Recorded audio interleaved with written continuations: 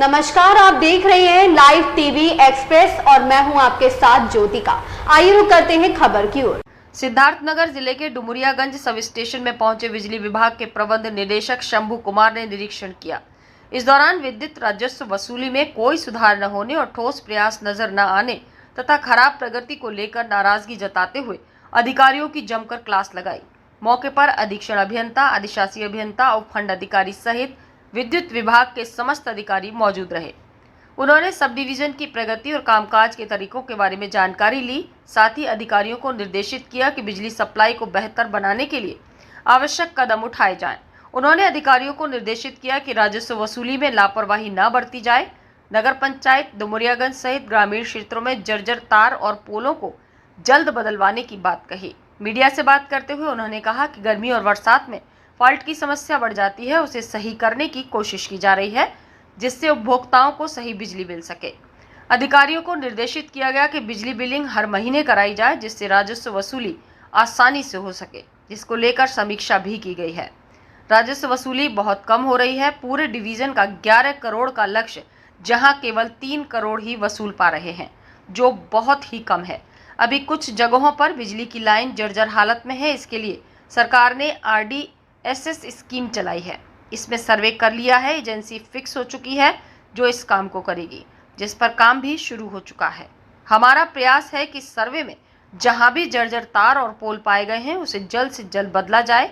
इसके लिए सरकार ने पर्याप्त धनराशि की व्यवस्था की है। सिद्धार्थनगर से लाइव टीवी एक्सप्रेस के लिए अजहर फारूकी की रिपोर्ट।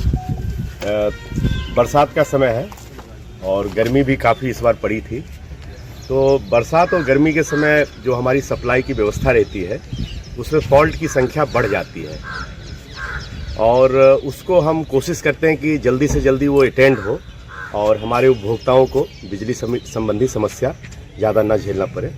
तो इसके लिए हमारा सिस्टम किस तरीके से काम कर रहा है, किस तरह की तैयारी है, सारी सामग्री उपलब्ध है या नहीं है, ये सारी चीज़ों को हमने आज यहाँ पे देखने का कोशिश किया है। दूसरी तरफ हमारी जिम्मेदारी होती है कि जो हमारा बिजली उपभोक्ताओं तक पहुँच रहा है उसकी हम बिलिंग करावें और बिलिंग के बाद उसका भुगतान भी लें ताकि सरकार के राजस्व की वसूली संभव हो सके। तो इन दोनों बिंदुओं पे, सप्लाई और राजस्व की वसूली, इन दोनों बिंदुओं पे हमने आज इस सब स्टेशन का समीक्षा किया है। राजस्व की वसूली काफ़ी कम हो रही है। जहां पूरे डिवीज़न का 11 करोड़ का लक्ष्य है वहां पे वो 3 करोड़ मैक्सिमम वसूल पा रहे हैं, तो एक बहुत बड़ा गैप है। इसके लिए हमने निर्देशित किया है कि सभी सब स्टेशन पे जो उनका गांव है वहां पे जाके कैंप लगावें और कैंप में हमारे जो ग्राम प्रधान जी हैं उनका एक व्हाट्सएप ग्रुप बनाया है, उनको पहले से सूचना हो जाए और वो हमारा ये काम करने में सहयोग प्रदान करें ताकि हम उनको एक अच्छी बिजली व्यवस्था दे सकें। तो काफ़ी जगहों पे ग्राम प्रधान जी का सहयोग मिल रहा है, लेकिन इस काम को और भी बेहतर तरीके से करने की ज़रूरत है। हम अपने सब स्टेशन से कॉलिंग भी करा रहे हैं। जो हमारे उपभोक्ता हैं उनका जो नंबर हमारे सिस्टम में पड़ा हुआ है वहाँ पे कॉल करते हैं। माह में कम से कम 2 बार कोशिश होती है कि उनको कॉल जाए ताकि वो समय से अपने बिजली का बिल का भुगतान कर सकें। तो ये सारी कोशिश की जा रही है और जहाँ पे बार बार कहने के बाद अगर बिजली के बिल का भुगतान नहीं होता है तो वहाँ पे हम डिस्कनेक्शन भी करते हैं, बिजली का लाइन काट देते हैं ताकि वो बिजली का भुगतान करें तो हम उनका लाइन बहाल कर दें। तो ये सारी चीज़ें चल रही हैं और जो काम अभी चल रहा है उसमें काफ़ी सुधार की आवश्यकता है, इसका निर्देश हमने दिया है। सर, डुमरियागंज नगर पंचायत सहित ग्रामीण क्षेत्रों में सबसे बड़ी शिकायत है जो पुराने ढर्रे पे चल रही थी बिजली विभाग, अभी भी बहुत से जर्जर पोल, जर्जर ताल हैं, उसे बदला नहीं गया है। जब इस बारे में ग्रामीण विभाग से शिकायत करते तो कहते बदला जाएगा, सामान उपलब्ध रहे। आखिर इस समय से कार्रवाई क्यों नहीं, तो बदला क्यों नहीं जाता है? देखिए, अभी जो हमारी बिजली की लाइन है उसमें कुछ जगहों पे जर्जर हालत में है। उसके लिए अभी सरकार ने एक RDSS स्कीम, रिवैम्प स्कीम चलाया हुआ है। उसमें सर्वे कर लिया गया है, हमारा सारा जगह पे सर्वे हो गया है।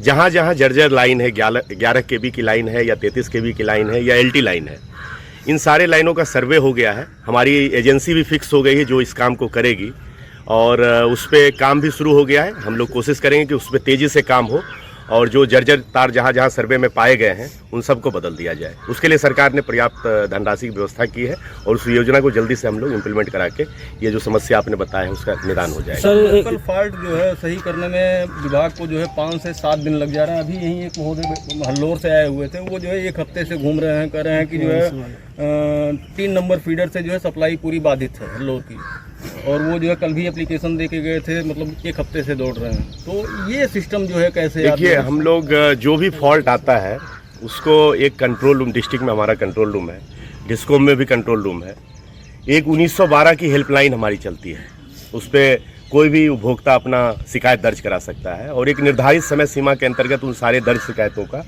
हम समाधान कराते हैं।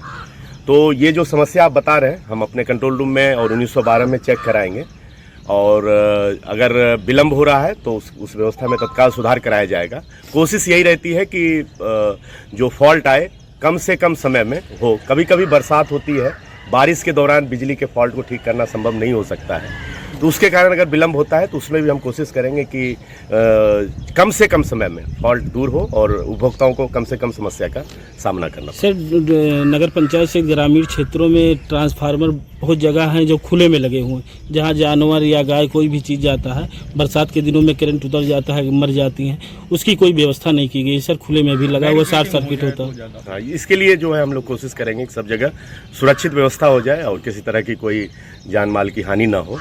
और इसके लिए हम लोग ड्रिल भी करते हैं बरसात के पहले। कोशिश रहती है कि सभी जगह पे, जैसे पेड़ कहीं पे ज़्यादा बड़ा हो गया है तो उसकी डाली भी छटाई जाती है, कटाई जाती है, और ट्रांसफार्मर की भी सुरक्षा को देखा जाता है। तो ये सारी चीज़ों पे हम ध्यान देंगे। अगर आपने उस दिशा में ध्यान आकृष्ट किया उस पर हम ध्यान देंगे। ठीक है, थैंक यू। इस खबर में बस इतना ही। बने रहिए लाइव टीवी एक्सप्रेस के साथ।